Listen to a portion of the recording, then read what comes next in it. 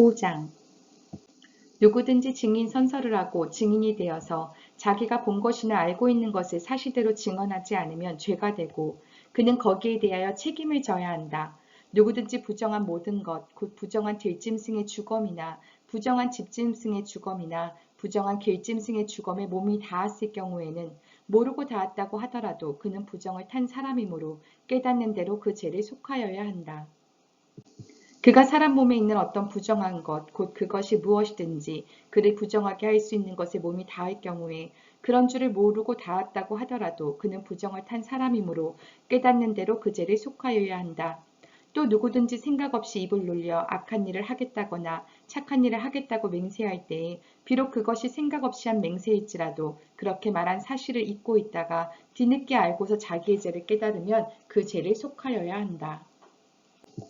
사람이 위에서 말한 것들 가운데서 어느 하나에라도 잘못이 있으면 그는 자기가 어떻게 죄를 지었는지를 고백하여야 하고 자기가 저지른 죄에 대한 보상으로 주에게 속건제물을 바쳐야 한다. 그는 양떼 가운데서 암컷 한 마리나 염소떼 가운데서 암컷 한 마리를 골라서 속죄제물로 바쳐야 한다. 제사장이 속죄제물을 바쳐서 그의 죄를 속하여 주면 그는 용서받는다. 그러나 그가 양 한 마리도 바칠 형편이 못 될 때에는 자기가 저지른 죄에 대한 보상으로 산비둘기 2마리나 집비둘기, 새끼 2마리를 낳아 주에게 바치는 제물로 가져다가 하나는 속죄제물로 바치고 다른 하나는 번제제물로 바쳐야 한다. 그가 그것을 제사장에게로 가져가면 제사장은 먼저 속죄제물로 가져온 것을 받아서 속죄제물로 바친다. 그때 제사장은 그 제물의 목을 비틀어야 하는데 목이 몸에서 떨어지지 않도록 하여야 한다.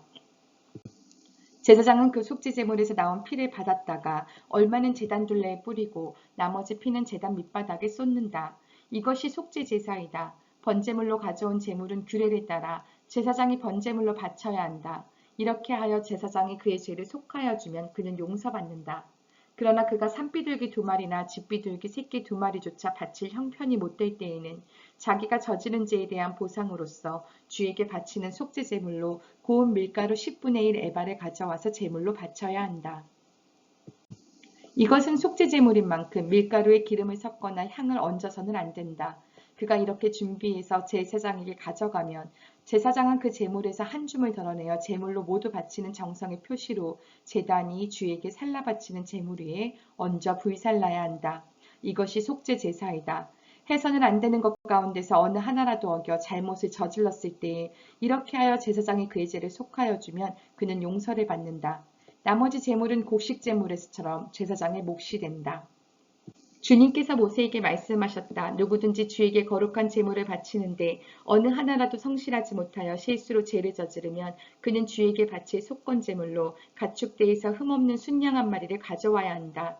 성소의 세겔 표준을 따르면 속건제물의 값이 은 몇 세겔이 되는지는 내가 정하여 주어라. 그는 거룩한 제물을 소홀히 다루었으므로 그것을 보상하여야 한다. 그러려면 그는 자기가 바쳐야 할 것의 5분의 1을 보태어 그것을 제사장에게로 가져가야 한다. 제사장이 속건제물인 순양에 해당하는 벌금을 받고서 그의 죄를 속하여 주면 그는 용서를 받는다. 나 주가 하지 말라고 명한 것 가운데서 어떤 것을 하여 잘못을 저질렀으면 비록 그가 그것이 금지된 것인 줄을 몰랐다고 하더라도 그에게는 허물이 있다. 그는 자기가 저지른 악행의 결과에 책임을 져야 한다. 그는 가축대에서 흠없는 순양 한 마리를 제사장에게 가져가야 한다. 속건제물로 바치는 값은 내가 정하여 주어라. 그리하여 그가 알지 못하고 실수로 저지른 잘못은 제사장이 그의 죄를 속하여 주면 그는 용서를 받는다. 이것이 속건제사이다. 그는 주를 거역하였으니 이 일에 책임을 져야 한다.